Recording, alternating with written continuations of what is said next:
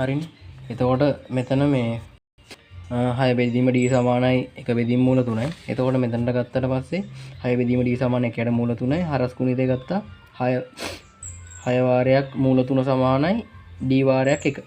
d සමානයි 6 මූල 3. ඒ කියන්නේ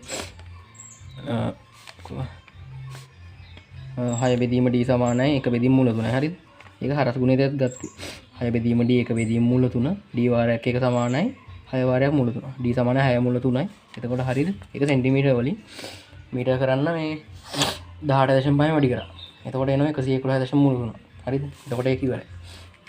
අපි 18.5 වැඩි කරේ මෙන්න මෙතන සෙන්ටිමීටර මීටර් කරන්න 18.5 වැඩි ගන්න ඕන නිසා. අපිට ඒක ගානේ දීලා තිබ්බා. හරිද? දැන් f වලදී කියන්නේ කුරුණේ වක්‍ර ස්වභාවයක් ගොඩනැගිල්ලේ හතරස් ස්වභාවයන් නිරීක්ෂණය සිදුවා ඔහුගේ ආකෘතිය ඒ වෙනුවට ඒ සමානුසකින් යුතු සිලින්ඩාකාර කොටසක් ඕනේ කියලා. ඒ කියන්නේ මෙන්න මෙතන මෙන්න මෙහෙමනේ කලින් තිබ්බේ.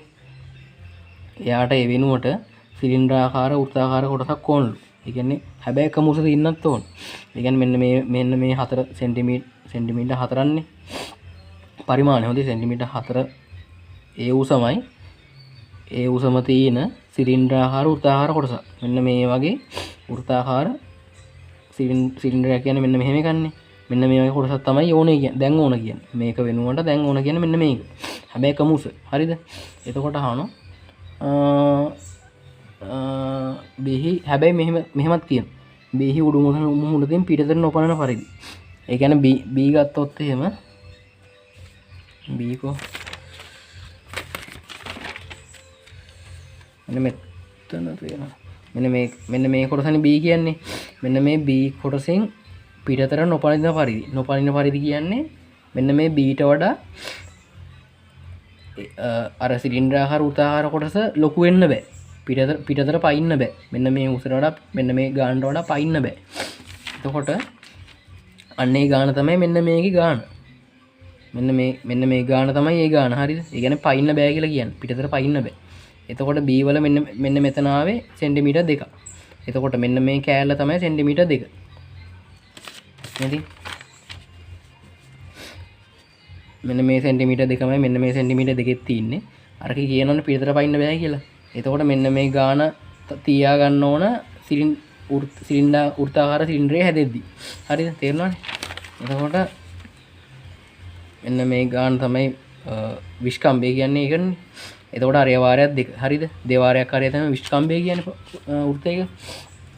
එතකොට මෙන්න මෙතනදි ගත්තොත් මෙහෙම ගන්නේ. මෙන්න මේක දීලා දිනවා අපිට 1 සෙන්ටිමීටර කියලා විස්කම්බය. අරය ගත්තට පස්සේ ඒක දෙකෙන් බෙදුවට පස්සේ එකයි එන්නේ. හරිද? සෙන්ටිමීටරේ. හරිද? අරයනේ අහන්නේ විශාලතම අරය සමාන සෙන්ටිමීටරේ. හරිද? ඊට පස්සේ කියනවා මේ සිලින්ඩරාකාර නැගිල්ලේ ආකෘතියට දැම්මට පස්සේ වැඩිපුර පරිමාණයක් ආවද කියලා. ඒ කියන්නේ මෙන්න මෙහෙම එකකට කලින් තිබ්බේ ප්‍රිස්මාකාරයක් වගේ කන්නේ. හැබැයි ඌට ඕනේ සිලින්ඩරයක් වගේ එකක් කරන්න. ඒ උසම තියෙන. අන්න ඒක කරාට පස්සේ පරිමාණ වැඩි වෙනවද කියලා අහනවා. අපි දැන් මෙන්න මේ ඒ වල පරිමාව හෙව්වනේ අතන. ඒ වල පරිමාවේ ප්‍රිස්මේ පරිමාව ආවේ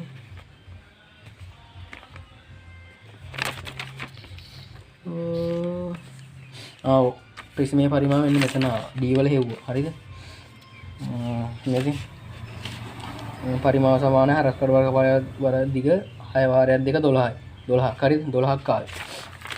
එතකොට දැන් මෙතන සිලින්ඩරයේ පරිමාව තමයි හොයන්න තියෙන්නේ. හරිද? සිලින්ඩරයේ පරිමාව හොයන්නේ දැන් සිලින්ඩරයේ තියෙන්නේ මොකද්ද? මේ වගේ වෘත්තයක් තියෙනවා. හරිද? මේ වගේ වෘත්තයක් තියෙනවා. මෙන්න මේ වගේ උසක් තියෙන මේකක් තියෙනවා. ආයි මේ වගේ පතුලක් තියෙනවා. වෘත්තාකාර පතුල.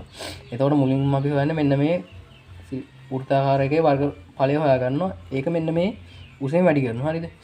දැන් මේකේ හොයන්නේ කොහොමද? රවුමේ හොයන්නේ 5r වර්ග. ඒ කියන්නේ 5 කියන්නේ නියතයන්නේ. 5 කියන්නේ නියතයන්නේ 722. 5 සමානයි 722. 22 බෙදීම 7යි. නැත්තම් ඔක ගන්න පුළුවන් 3.14යි කියලා. හරිද? ඔක වාරයක් r වර්ග කියන්නේ r වැඩි කිරීම r. r වැඩි කිරීම r. කියන්නේ 5r 5 වැඩි කිරීම r වැඩි කිරීම r. හරිද? එතකොට මෙන්න මේක හොයලා මේක උසින් වැඩි කරාම හරි. අන්න ඒක අපි බලන්න ඕන. මෙන්න මේකේ පරිමාව හෙව්වට පස්සේ 12ට වඩා වැඩි වෙනවද කියලා බලන්න ඕන.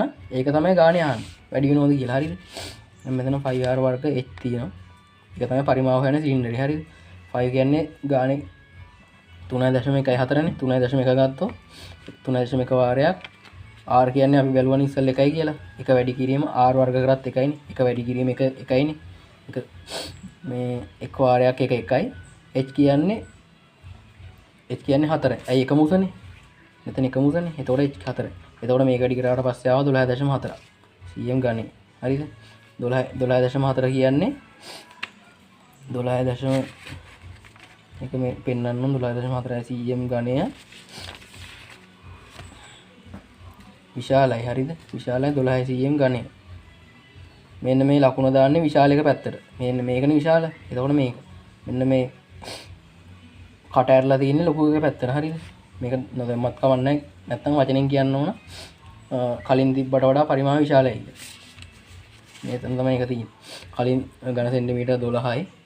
දැන් ඝන සෙන්ටිමීටර් 12.4යි. හරිද? එතකොට වැඩි පරිමාවක් එකතු වුණා. ඒක තමයි අහන්නේ ගානේ F වල දෙවෙනි කොටසේ වැඩි පරිමාවක් එකතු වුණාද කියලා ගණනය කිරීම මගින් නිර්ණය කරන්න. එච්චර. ඔය ටික තමයි අහන්නේ. ඒ ටික ලේසි.